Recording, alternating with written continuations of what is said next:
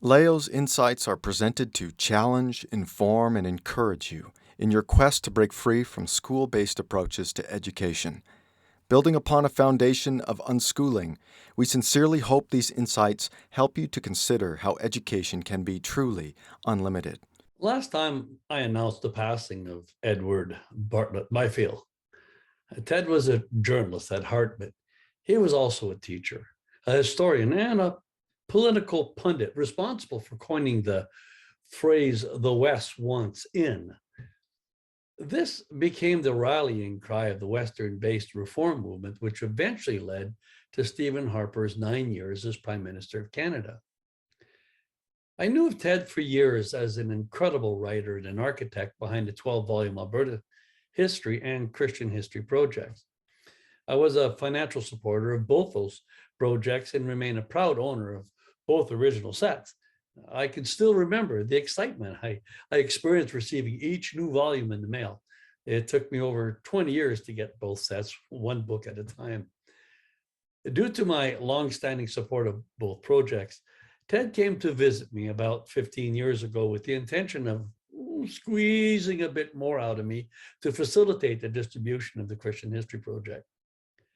What started as a fundraising mission resulted in us becoming good friends, a friendship for which I'm eternally grateful.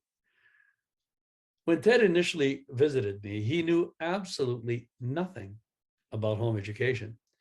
He was, after all, a schoolmaster who, while advancing a solid Christian education at his St. John's school, still advanced the school model for learning, albeit with a stricter, more disciplined approach than what could be expected in a public school. Ted was fascinated by my parents must be the boss philosophy. He marveled that I advanced an unschooling approach to learning. He asked me to speak at a few events, including addressing the board of the Society to Explore and Record Christian History, or SEARCH, the organization responsible for the creation of the Christian History Project. I was asked to write a program to facilitate the use of Ted's materials in school. I was much too busy to take on this project, but I recommended Dr. Michael Wagner, who completed the task sometime later. While the success of this program was rather limited, we did have a few students enroll in the program. Ted's experience with home-educated students persuaded him that a home-based education was superior to a school-based education. He found these students to be more motivated and capable of independent critical thinking than their school-based counterparts. While one of our students was engaged in this program, her family experienced a complete loss of their home due to a fire. We hosted a special event at our place where Ted presented the family with a replacement Christian history set. As the day progressed, Ted, who was still driving at the time, decided to leave for home. As I helped him to his car, Ted shared a most interesting thing with me.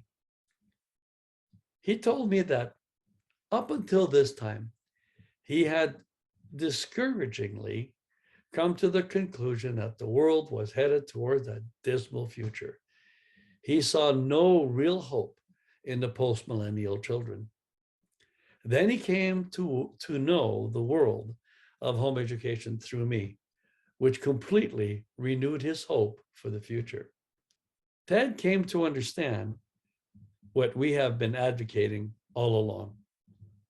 The further we can distance ourselves from the existing school system, the better we will all be.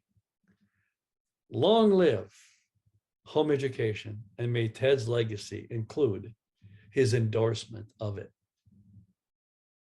We trust you were blessed by today's presentation. For more helpful information to guide you in your home education journey, please visit educationunlimited.ca and leogaumont.com. Be sure to like us and share us on Facebook.